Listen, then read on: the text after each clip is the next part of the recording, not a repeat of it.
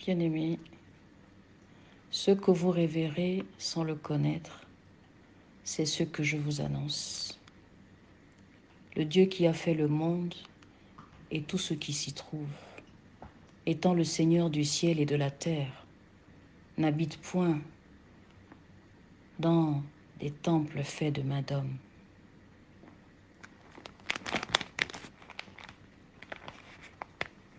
Mais en réalité, dans l'homme, c'est l'esprit, le souffle du Tout-Puissant qui donne l'intelligence.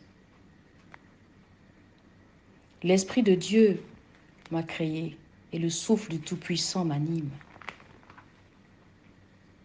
Heureux l'homme qui ne marche pas selon le conseil des méchants, qui ne s'arrête pas sur la voie des pécheurs et qui ne s'assied pas en compagnie des moqueurs, mais qui trouve son plaisir dans la loi de l'Éternel et qui la médite jour et nuit.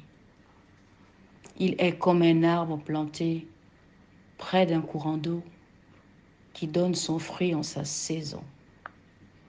Oui, bien-aimé, en sa saison. Et dont le feuillage ne se flétrit point.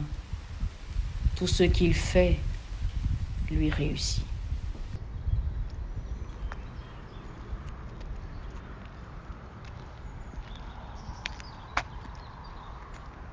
Bonjour bien-aimés, soyez bénis dans le Seigneur. Je voudrais partager avec une sœur ce matin la parole de Dieu dans le livre de Proverbes 31, versets 10 à 31. La Bible nous parle de la femme vertueuse, celle qui porte des vertus. Mais la parole de Dieu nous souligne à partir du verset 30 que c'est celle qui craint Dieu qui sera louée.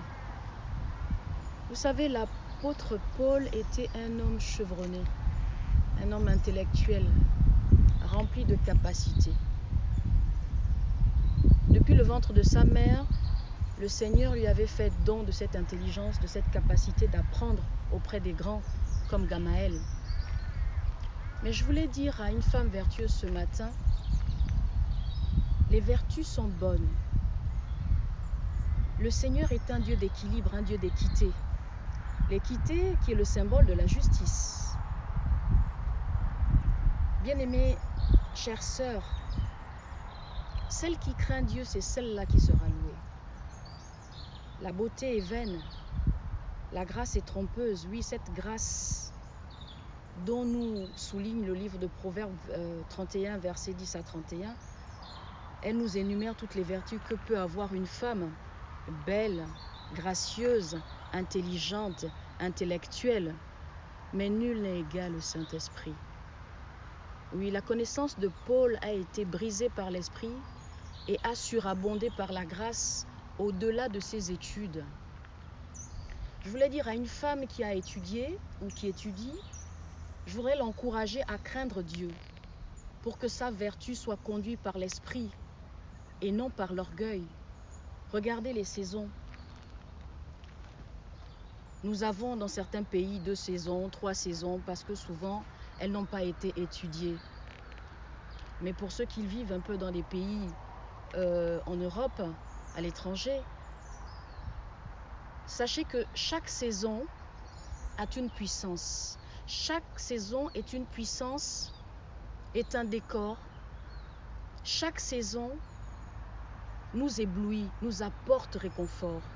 La Bible nous parle du psaume 1 qui lui porte du fruit en sa saison. Mais dans plusieurs saisons, nous pouvons voir que le Seigneur n'a pas permis à l'une d'elles d'être plus grande que l'autre.